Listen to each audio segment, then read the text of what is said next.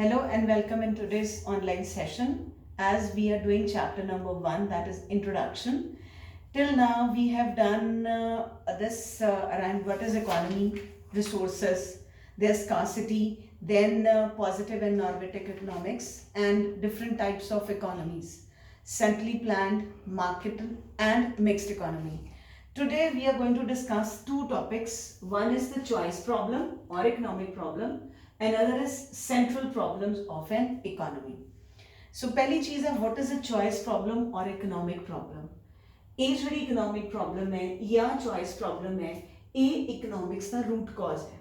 Root cause means अगर ਇਹ problem exist करदी है ਇਹ choice ਦੀ problem exist करदी है ਤਾਂ ਹੀ ਜਿਹੜੀ economy ਦੇ ਵਿੱਚ ਹੈ ਉਹ problem exist ਕਰਦੀ ਹੈ ਉਹ ਇਕਨੋਮਿਕ ਪ੍ਰੋਬਲਮ ਜਿਹਨੂੰ ਮਾਈਕਰੋ ਜਾਂ ਮੈਕਰੋ ਲੈਵਲ ਤੇ ਅਸੀਂ ਸੌਰਟ ਆਊਟ ਕਰੀਦਾ ਜਿਹਨੂੰ ਸੋਲਵ ਕਰਨ ਦੀ ਕੋਸ਼ਿਸ਼ ਕਰਦੀ ਹੈ ਅਗਰ ਇਹ ਇਕਨੋਮਿਕ ਪ੍ਰੋਬਲਮ ਨਾ ਰਹੇ ਤੇ ਸ਼ਾਇਦ ਇਕਨੋਮੀ ਵੀ ਐਗਜ਼ਿਸਟ ਨਾ ਕਰੇ ਸੋ ਇਹ ਇਕਨੋਮਿਕ ਪ੍ਰੋਬਲਮ ਕੀ ਹੈ ਇਹ ਚੋਇਸ ਪ੍ਰੋਬਲਮ ਕੀ ਹੈ ਇਹ ਚੋਇਸ ਪ੍ਰੋਬਲਮ ਹੈ ਕਿ ਹਿਊਮਨ ਵਾਂਟਸ ਆਰ ਅਨਲਿਮਿਟਿਡ ਅਸੀਂ ਲੋਕ ਆਪਣੀ ਲਾਈਫ ਚਲਾਉਣ ਲਈ ਸਾਡੀਆਂ ਜਿਹੜੀਆਂ ਜ਼ਰੂਰਤਾਂ ਨੇ ਉਹ ਅਨਲਿਮਿਟਿਡ ਨੇ ਉਹ ਕਦੀ ਖਤਮ ਨਹੀਂ ਹੋਣੀਆਂ और एक ज़रूरत पूरी नहीं होती तो दूसरी आ जाती है so one necessity is completed और one want is completed the other crop up there is no end to human wants जब तक ह्यूमन लाइफ है तब तक ये वांट सस्टेन करेगी और ये ह्यूमन वांट जेडे ने ये डिफर करते हैं इंटेंसिटी ते इंटेंसिटी मतलब कुछ ज़रूरतां असी पहले पूरियां करनियां चाहते हैं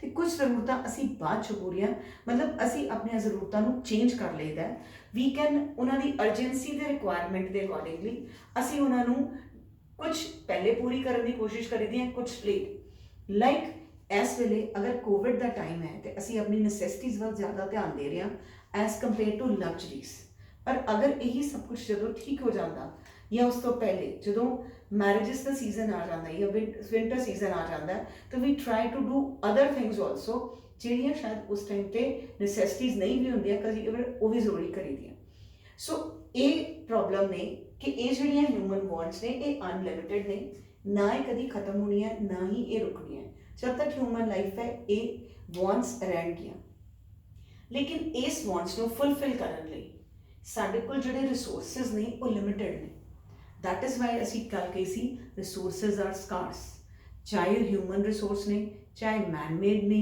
चाहे वो नैचुरल रिसोर्सिज ने सारे ही रिसोर्सिज की सप्लाई इस डिमांड के अकॉर्डिंगली घट है सारे ही रिसोर्सिज की सप्लाई इस डिमांड के अकॉर्डिंगली उन्नी नहीं है इस करके असी कहने रिसोर्सिज लिमिटेड ने या वो स्कार्स ने बट इसका रिसोर्सिज का एक होर फीचर भी है जिहदे करके प्रॉब्लम क्रिएट हो जाती है वो है कि रिसोर्सिस की ने दे हैव ऑल्टरनेटिव यूजेस कि इको रिसोर्स कई जगह यूज हो सकता है कि human is if capable he is not good for one area he is also good for so many areas same way अगर साढ़े कोल नैचुरल रिसोर्सिस लैंड है या वाटर है तो असी उस लैंड पर घर भी बना सकते हैं स्कूल भी बना सकते हैं उन्होंने एग्रीकल्चर लैंड च भी ट्रांसफॉर्म कर सकते हैं प्लेग्राउंड भी बना सकते हैं स्टेडियम भी बना सकते हैं उत्ते कोई शॉपिंग प्लाजा भी बन सकता है मॉल भी बन सकता है सो उस लैंड के बहुत सारे ऑल्टरनेटिव यूजेस ने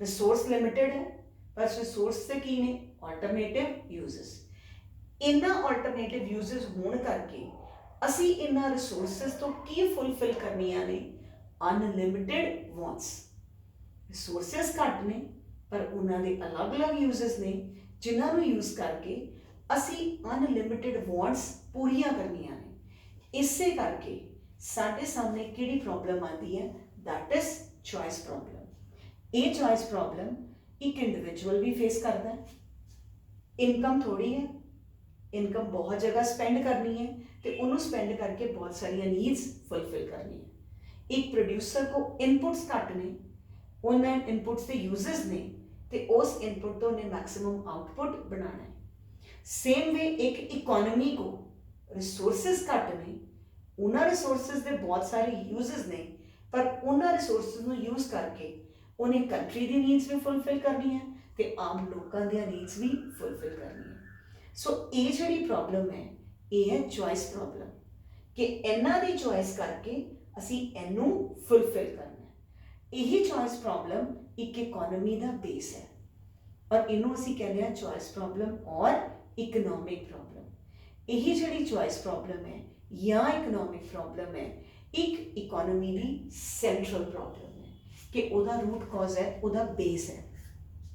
ये सेंट्रल प्रॉब्लम की है is a problem of making choices in the use of is a problem of making choices in use of scarce resources for the satisfaction of unlimited human wants।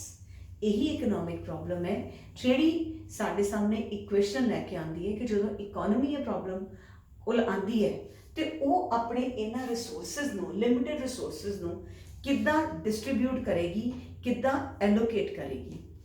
और इस central problem ਨੂੰ ਅਸੀਂ ਇੱਕ ਹੋਰ ਨਾਮ ਦਿੰਦੇ ਆ ਐਲੋਕੇਸ਼ਨ ਆਫ ਰਿਸੋਰਸਸ ਕਿ ਅਸੀਂ ਇਹਨਾਂ ਰਿਸੋਰਸਸ ਨੂੰ ਐਲੋਕੇਟ ਕਰਨਾ ਹੈ, ਕਿਸ ਜਗ੍ਹਾ ਤੇ ਲਗਾਉਣਾ ਹੈ ਤਾਂ ਕਿ ਸਾਡੀਆਂ ਮੈਕਸਿਮਮ ਨੀਡਸ ਪੂਰੀਆਂ ਹੋ ਸਕਣ। ਤੇ ਜਦੋਂ ਇਹ ਇਕੋਨੋਮੀ ਦੇ ਸਾਹਮਣੇ ਆਉਂਦੀ ਹੈ ਤੇ ਜਦੋਂ ਉਹਨੇ ਰਿਸੋਰਸਸ ਡਿਸਟ੍ਰੀਬਿਊਟ ਕਰਨੇ ਆ ਤੇ ਉਹਦੇ ਮਾਈਂਡ 'ਚ ਤਿੰਨ ਕੁਐਸਚਨਸ ਆਉਂਦੇ ਆ ਕਿ ਜਿਹੜੀਆਂ ਇਹਨਾਂ ਰਿਸੋਰਸਸ ਨੂੰ ਲਗਾ ਕੇ मैं नीड्स पूरियां करनी है, नीड्स फुलफिल करने लिए प्रोडक्शन करनी पे चीज़ां बनानियां पैणगियां ते जो चीज़ां बनानी है तो then economy faces three questions।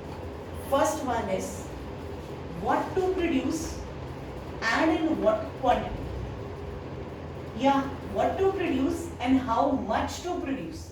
what quantity का मतलब how much to produce, पहली चीज़ की बनाना है ते किन्ना बनाना है। Done। Second thing is how to produce, उन्हों बनाना किस तरह है, उधर की टेक्निक यूज कर रही है। तीसरा जिहड़ी चीज़ बन रही है वो किहदे वास्ते बनानी, राइट, बिकॉज इकोनॉमी नूं एक नीड नहीं है, बहुत सारिया नीड्स ने पर सारिया नीड्स को फुलफिल करने लिए इकोनॉमी हैज़ टू सी कि प्रोड्यूसर सैक्टर ने किहड़ी चीज़ किन्नी बनानी।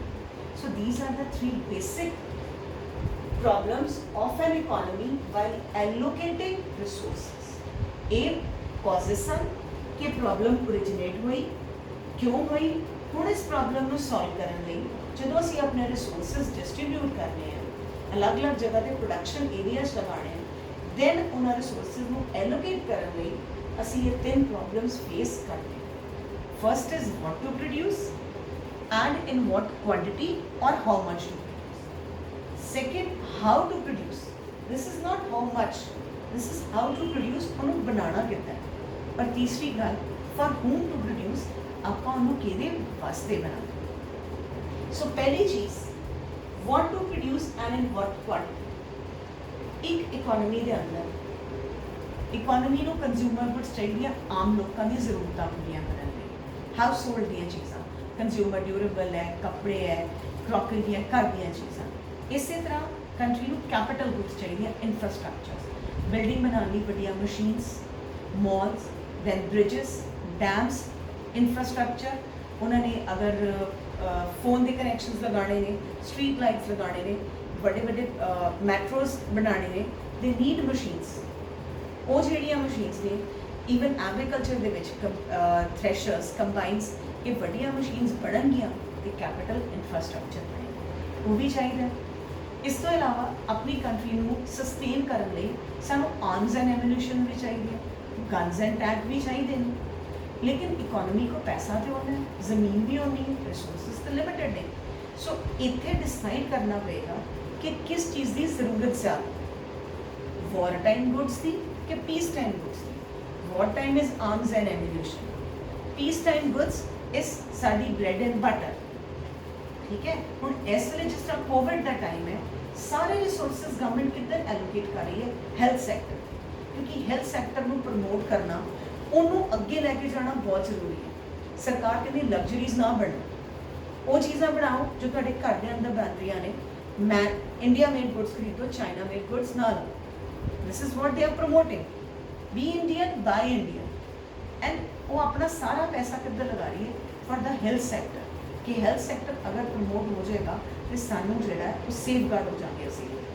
सो इस वेले उन्होंने पीपी किट्स, मेडिसिन, उन्होंने चीज़ से ज़्यादा ध्यान दिता जा रहा है। So resources are shifted to that side. अगली चीज़ कितनी क्वांटिटी च बनाना, ये नहीं कि सिर्फ तुसी उस एरिया की क्वांटिटी इंक्रीज कर दो, बाकी जिस तरह एग्रीकल्चर है इंडस्ट्री है उन्होंने स्टॉप कर दो, नहीं। So government has to, economy has to decide कि किन्ना किन्ना रिसोर्स या पैसा या चीज़ां या कैपिटल किन्ना किस एरिया नूं लगाना है ताकि हर एरिए की नीड फुलफिल हो सके। ਇਹਦਾ मतलब है कि वो सारिया चीज़ां बनानिया कि कंज्यूमर की लाइफ भी स्टेबल हो गई, उन्होंने स्टैंडर्ड ऑफ लिविंग इंप्रूव हो गए, कंट्री च इंफ्रास्ट्रक्चर बने, कैपिटल एसेट्स बने, प्लस जिहड़ियां सर्विसेज ने इन्वायरमेंट नाल रिलेटेड उन्हां चीज़ां की भी अवेलेबिलिटी हो गई, प्लस कंट्री नूं प्रोटैक्ट करन लई जिहड़ियां वॉर टाइम गुड्स है उन्हां दी भी अवेलेबिलिटी होए। सो इहदे accordingly we are able to raise it, और इहदे नाल की होएगा कंट्री की प्रोडक्टिव कैपेसिटी दे इफेक्ट पेगा, उहदी प्रोडक्टिव कैपेसिटी वध जाएगी, क्योंकि जिन्नी तरह दी असीं चीज़ां ज़्यादा बनावांगे उन्नी साडी प्रोडक्शन डाइवर्सीफाई हो जाएगी, उन्नी साडी इंप्लॉयमेंट रेट वध जाएगा।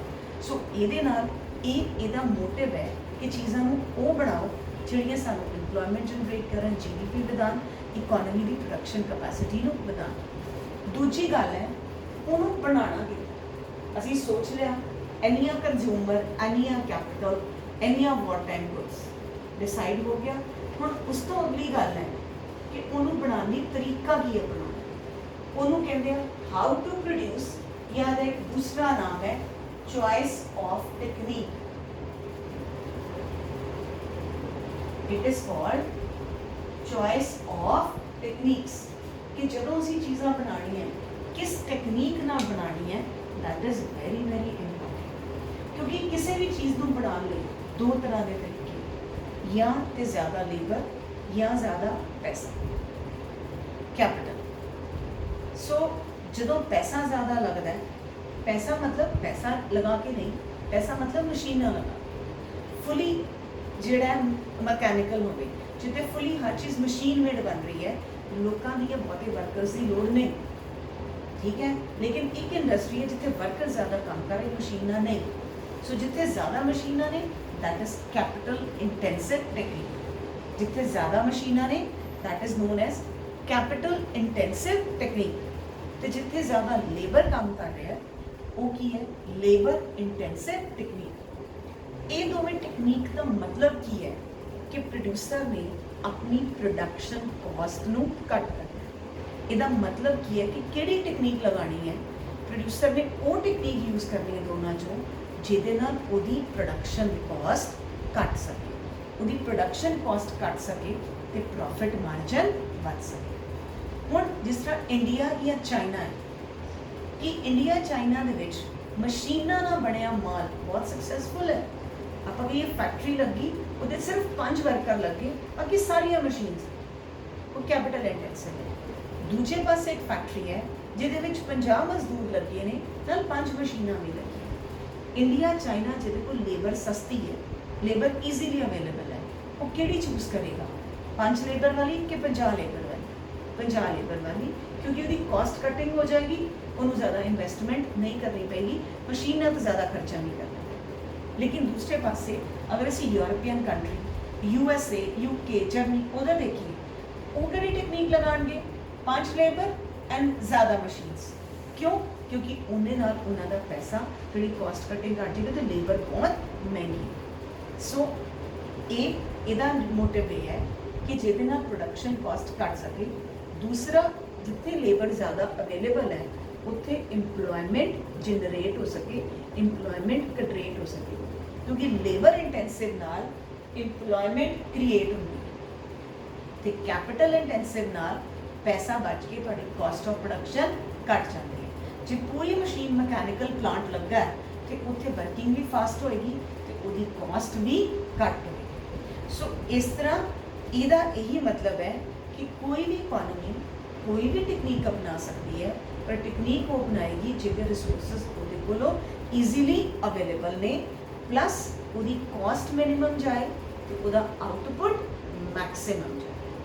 कॉस्ट मिनिमम जाए तो आउटपुट मैक्सिमम जाए, तो जे उन्होंने इंप्लॉयमेंट जनरेट करने की लोड़ है फिर वो किहड़ी टेक्निक अपनाएगा, लेबर इंटेंसिव टेक्निक। ਹੁਣ ਜਦੋਂ ਨੇ ਟੈਕਨੀਕ ਡਿਸਾਈਡ ਕਰ ਲਈ ਆਪਣੇ ਰਿਸੋਰਸਿਸ ਦੇ ਅਕੋਰਡਿੰਗਲੀ, ਅਗਲੀ ਚੀਜ਼ ਆ ਉਹਨੇ ਕੀ ਬਣਾਉਣਾ ਹੈ, ਕਿਹਦੇ ਵਾਸਤੇ ਬਣਾਉਣਾ, ਫॉर whom ਟੂ ਪ੍ਰੋਡਿਊਸ। ਕਿਉਂਕਿ ਜਦੋਂ ਕਿਤੇ ਵੀ ਜਗ੍ਹਾ ਕੋਈ ਦੁਕਾਨ ਖੋਲ੍ਹਦਾ ਹੈ ਜਾਂ ਸ਼ਾਪ ਖੋਲ੍ਹਦਾ ਹੈ ਜਾਂ ਕੋਈ ਫੈਕਟਰੀ ਸਟਾਰਟ ਕਰਦਾ ਹੈ, ਉਹ ਦੇਖਦਾ ਨਾ ਕਿ ਇਸ ਚੀਜ਼ ਦੀ ਡਿਮਾਂਡ ਇਸ ਏਰੀਆ 'ਚ ਹੈਗੀ ਹੈ ਕਿ ਨਹੀਂ। ਇਹ ਤੇ ਨਹੀਂ ਤੁਸੀਂ ਕੋਈ ਇਹੋ ਜਿਹੀ ਚੀਜ਼ ਬਣਾ ਕੇ ਉਸ ਏਰੀਆ 'ਚ ਵੇਚੋਗੇ ਜਿੱਥੇ ਉਹਦੀ ਡਿਮਾਂਡ ਨਹੀਂ ਹੈ, ਫਿਰ ਤਾਂ ਚੀਜ਼ ਨਹੀਂ ਨਾ ਸੈਲ ਹੋਊਗੀ। ਸੋ ਅਗਲੀ ਚੀਜ਼ ਹੈ ਆਪਾਂ ਚੀਜ਼ ਕਿਹਦੇ ਵਾਸਤੇ ਬਣਾਉਣੀ ਹੈ। ਇਹਦੇ ਅੰਡਰ ਵੀ ਹੈਵ ਅਸੀਂ ਚੀਜ਼ਾਂ ਜਦੋਂ ਬਣਾਉਣੀਆਂ ਅਸੀਂ ਦੇਖਾਂਗੇ ਕਿ ਅਗਲੇ ਕੋਲ ਪੈਸਾ ਕਿੰਨਾ ਹੈ, ਖਰੀਦਣ ਲਈ ਕਿੰਨੇ ਪੈਸੇ ਨੇ, ਔਰ ਪੈਸਾ ਕਿੱਥੇ ਕਿੱਥੇ ਡਿਸਟ੍ਰੀਬਿਊਟਡ ਹੈ ਉਹ ਪਤਾ ਲੱਗਦਾ ਹੈ। that is from personal distribution of income, and दूसरा ਇਹਦੇ ਚ ਆਉਂਦਾ ਹੈ functional distribution।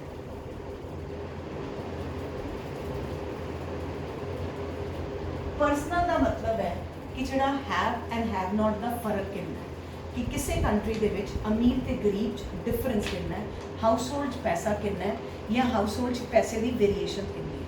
ਜੇ ਤੇ ਇਨਇਕੁਐਲਿਟੀ ਇਨਕਮ ਦੀ ਬਹੁਤ ਜ਼ਿਆਦਾ ਹੈ, ਇੱਕ ਪਾਸੇ ਬਹੁਤ ਗਰੀਬ ਇੱਕ ਪਾਸੇ ਬਹੁਤ ਅਮੀਰ, ਫਿਰ ਜਿਹੜੇ ਬਹੁਤ ਅਮੀਰ ਹੈ ਉਹ ਹਾਈਲੀ ਲਗਜ਼ਰੀ ਗੁੱਡ ਦੀ ਡਿਮਾਂਡ ਕਰਨਗੇ ਤੇ ਜਿਹੜੇ ਬਹੁਤ ਗਰੀਬ ਨੇ ਉਹ ਇਨਫੀਰੀਅਰ ਜਾਂ ਮਾੜੀਆਂ ਚੀਜ਼ਾਂ ਦੀ ਡਿਮਾਂਡ ਕਰਨਗੇ, ਨਾਰਮਲ ਚੀਜ਼ਾਂ ਦੀ ਡਿਮਾਂਡ ਨਹੀਂ ਹੋਵੇਗੀ। ਲੇਕਿਨ ਅਗਰ ਇਨਕਮ ਇਕੁਅਲੀ ਡਿਸਟ੍ਰੀਬਿਊਟਡ ਹੈ ਤੇ ਫਿਰ ਨਾ ਜ਼ਿਆਦਾ ਲਗਜ਼ਰੀ ਦੀ ਡਿਮਾਂਡ ਹੋਏਗੀ ਨਾ ਹੀ ਜ਼ਿਆਦਾ ਮਾੜੀਆਂ ਚੀਜ਼ਾਂ ਦੀ, ਇੱਕ ਨਾਰਮਲ ਚੀਜ਼ਾਂ ਦੀ ਡਿਮਾਂਡ ਜ਼ਿਆਦਾ ਹੋਏਗੀ। ਸੋ ਉਹਦੇ ਅਕੋਰਡਿੰਗਲੀ ਚੀਜ਼ਾਂ ਦੀ ਪ੍ਰੋਡਕਸ਼ਨ ਕੀਤੀ ਜਾਏਗੀ। ਦੂਸਰੀ ਹੈ ਫੰਕਸ਼ਨਲ ਡਿਸਟ੍ਰੀਬਿਊਸ਼ਨ। ਜਦੋਂ ਚੀਜ਼ ਪ੍ਰੋਡਿਊਸ ਹੁੰਦੀ ਹੈ ਉਹਦੇ 4 ਫੈਕਟਰ ਨੇ, land, capital, that is labor and entrepreneurial। ਹੁਣ ਇਹ ਫੰਕਸ਼ਨਲ ਦਾ ਮਤਲਬ ਹੈ ਕਿ ਇਹਨਾਂ ਚਾਰਾਂ ਨੂੰ ਪ੍ਰੋਡਕਸ਼ਨ ਦਾ ਕਿੰਨਾ ਕਿੰਨਾ ਸ਼ੇਅਰ ਮਿਲਿਆ। ਜੇ ਤੇ ਸ਼ੇਅਰ ਜ਼ਿਆਦਾ ਲੇਬਰ ਕੋਲ ਜਾ ਰਿਹਾ ਤੇ ਫਿਰ ਉਹ ਚੀਜ਼ਾਂ ਹੋਣਗੀਆਂ ਜਿਹਨੂੰ ਲੇਬਰ ਕਲਾਸ ਡਿਮਾਂਡ ਕਰਦੀ ਹੈ, ਠੀਕ ਹੈ, ਕੰਜ਼ਿਊਮਰ ਡਿਊਰੇਬਲਸ ਕਰਦੀਆਂ ਚੀਜ਼ਾਂ ਉਹ ਵਾਲੀਆਂ।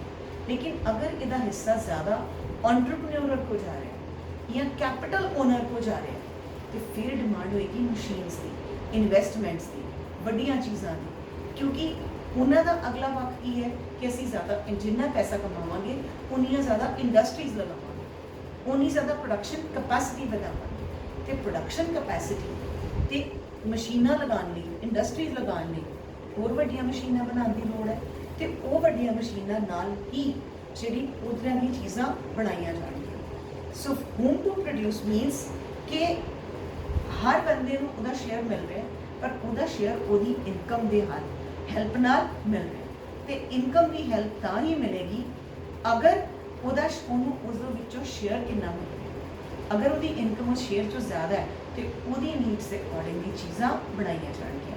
ਇਹਦਾ ਮਤਲਬ ਹੈ ਕਿ ਜਦੋਂ ਪੈਸਾ ਡਿਸਟ੍ਰੀਬਿਊਟ ਹੁੰਦਾ ਹੈ ਉਹਦੇ ਨਾਲ ਇੱਕ ਤੇ ਸੋਸ਼ਲ ਵੈਲਫੇਅਰ ਹੋਏ, ਹਰ ਬੰਦੇ ਨੂੰ ਹਰ ਚੀਜ਼ ਮਿਲੇ ਤਾਂ ਕਿ ਉਹਦਾ ਸਟੈਂਡਰਡ ਆਫ ਲਿਵਿੰਗ ਇੰਪਰੂਵ ਹੋ ਸਕੇ। ਦੂਜੇ ਪਾਸੇ ਉਹਨਾਂ ਨੂੰ ਵੀ ਪੈਸਾ ਜਾਏ ਜਿਨ੍ਹਾਂ ਨੇ ਅੱਗੋਂ ਇਨਵੈਸਟਮੈਂਟ ਕਰਨੀ, ਜਿਨ੍ਹਾਂ ਨੇ ਅੱਗੋਂ ਫਰਦਰ ਇੰਡਸਟਰੀਜ਼ ਲਗਾਉਣੀ ਹੈ, ਅੱਗੋਂ ਫਿਊਚਰ 'ਚ ਜਿਹੜਾ ਪ੍ਰੋਡਕਸ਼ਨ ਕਪੈਸਿਟੀ ਹੈ ਰੇਸ ਕਰਨੀ ਹੈ। ਸੋ ਐਲੋਕੇਸ਼ਨ ਜਿਹੜਾ ਇਹ ਰਿਸੋਰਸਿਸ ਦਾ ਹੈਗਾ for whom to produce, that is distribution of income। ਕਿ ਜਿਹੜੀ ਡਿਸਟ੍ਰੀਬਿਊਸ਼ਨ ਆਫ ਇਨਕਮ ਹੈ ਉਹ ਇਕੋਨਮੀ ਦੇ ਵਿੱਚ ਕਿੱਦਾਂ ਹੋ ਰਹੀ ਹੈ। ਅਗਰ ਇਹ ਡਿਸਟ੍ਰੀਬਿਊਸ਼ਨ ਇਕੁਅਲ ਹੈ ਤੇ ਇਕੋਨਮੀ ਲਈ ਬੈਟਰ ਹੈ, ਲੇਕਿਨ ਇਹ ਜਿਹੜੀ ਡਿਸਟ੍ਰੀਬਿਊਸ਼ਨ ਹੈ ਇਕੁਅਲ ਦੀ ਬਜਾਏ ਕੀ ਹੋਣੀ ਚਾਹੀਦੀ ਹੈ, equitable. This might be not in your book, I just want to explain equal and equitable ਦਾ ਡਿਫਰੈਂਸ।